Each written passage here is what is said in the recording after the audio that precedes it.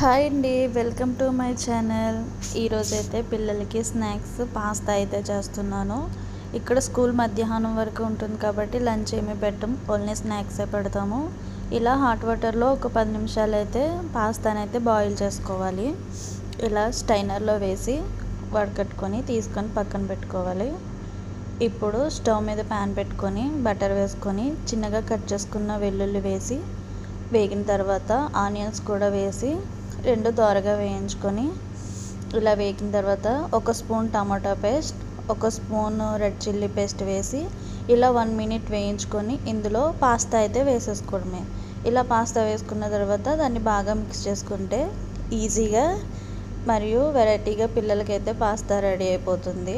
రోజు ఒకే విధంగా కాకుండా ఇలా మారుస్తూ ఉండాలి కదా. ఇప్పుడైతే స్కూల్కి అయితే రెడీ అయిపోయారు. మరిన్ని వీడియోస్ కోసం లైక్ చేయండి, షేర్ చేయండి, సబ్స్క్రైబ్ చేసుకోండి.